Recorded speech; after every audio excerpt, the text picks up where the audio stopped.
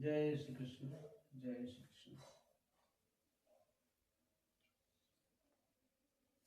श्री सुखदेव जी महाराज परीक्षित को पुरु के वंश का वर्णन करते हुए आज दुष्यंत की कथा सुनाएंगे। सुमति के पुत्र थे रैभ्य और रैभ्य के पुत्र थे दुष्यंत। दुष्यंत बहुत ही वीर और प्रजा को अपने पुत्र के समान पालने वाले थे। एक बार की बात है कि वह अपने सैनिकों के साथ जंगल में शिकार खेलने के लिए गए हुए थे। अब वहां एक पर्णकुटी थी और वहां पर क्या देख रहे हैं कि देव आभा से युक्त एक बहुत ही सुंदर लड़की वहां बैठी हुई है। उसके कांति से पूरा आश्रम झिलमिला रहा था और उसको देखते ही राजा दुष्यंत उसकी तरफ आकर्षित हो गए और उसके पास चले गए। देवी, तुम कौन हो? यहाँ किस निमित्त बैठी हुई हो? क्या करना चाहती हो? और तुमको देख करके मेरे मन में सहज आकर्षण हो गया और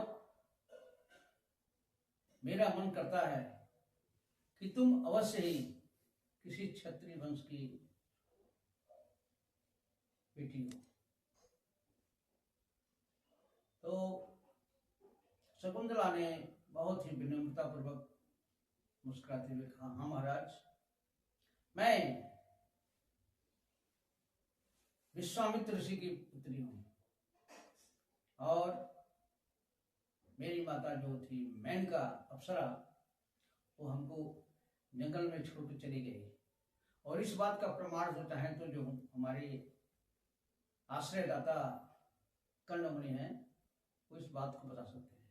और कहिए, मैं आपकी क्या सेवा करूं? आश्रम में निवार का अन्न है, चाहिए तो भोजन करिए, क्या सेवा करूं?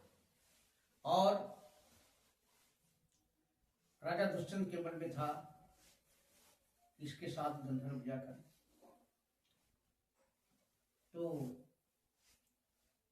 उसके अन्न पर कहीं कि अगर चाहे तो आप ठहर सकते हैं, क्योंकि उस समय महामुनि कर्ण कहीं बाहर गए हुए थे।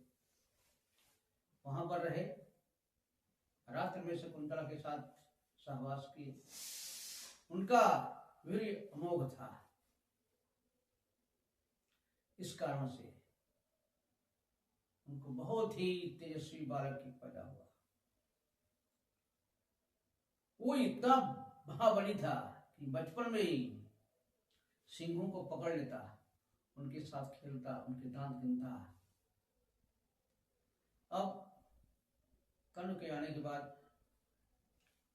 शकुंतला अपने पति के घर गई, लेकिन वहां पर जाने पर राजा दुष्यंत ने उसको पहचानने से इनकार कर दिया। तभी एक दिव्य आकाशवाणी हुई। कौन कह रहा है? सुनने वाला बोला, नहीं दुष्यंत, इसके पिता तो तुम ही हो और ये तुम्हारा ही पुत्र है, इसे तुमको ग्रहण करना ही पड़ेगा। इसके बाद दुष्यंत भरत को पुत्र के रूप में माने और जब दुष्यंत की मृत्यु हो गई तो उनका जो बेटा भरत था वो एक चक्रवर्ती सम्राट था। उसके हाथों में चक्र थे और पैरों में कमल दल का चिन्ह बना हुआ था। बहुत ही महाबली राजा भरत, और वो ममता के पुत्र दीर्घतमा मुनि को ये अपने यज्ञ का मुख्य पुरोहित बना करके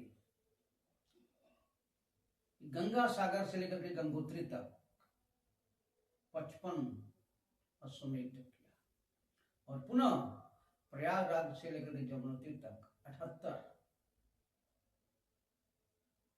और इसके बाद एक मसड़ा नाम का जो कर्तव्य होता है, उस कर्तव्य में उसने जो है कितने हाथियों को दान किया, जिनके जो दांत थे सोच जैसे थे, काले काले हाथी, और कितनी करोड़ों दाएं ब्राह्मणों को मनमाहा जो भी दे दिया, जितना भी मांगते थे। इस प्रकार ऐसा यज्ञ किया, ऐसा दान किया कि फिर कोई भारत में उस तरह से एक करने वाला नहीं है। अब राजा भरत ने जो ब्राह्मण विरोधी कुछ ऐसे नीच जात के राजा थे, जैसे शक, हुंग, किरात, यवन, प्लेट, इन राजाओं को उन्होंने मार गिराया। और विदर्भ राज की 3 बेटियां थी, उनको उन्होंने अपनी पत्नी के रूप स्वीकार किया। तो एक बार अपने बच्चों को देखे, कहे कि ये बालक हमारे अनुरूप नहीं है। तो इतना सुनते ही उन रानियों के मन में हुआ कहीं हमको त्याग न दें, तो उन्होंने अपने बच्चों को ही मार डाला। अब ऐसा करने पर उनकी वंश परंपरा को प्रॉब्लम हो गया कि आगे बढ़ने में वंश परंपरा का क्या कैसे चलेगा। तब उन्होंने एक मरुत गणों के लिए यज्ञ किया, और मरुत गण जब प्रसन्न हुए तो ला करके एक अनित्र पैदा हुए बालक, इनका नाम देवताओं ने रखा था भरद्वाज। भरद्वाज को ला करके दे दिए, और इससे राजा भरत के कुल की रक्षा हो सकी। भरद्वाज का वंश पुनः आगे बढ़ा, और आज कथा यहीं समाप्त होती है। पुनः हम मिलते हैं। जय श्री कृष्ण, जय श्री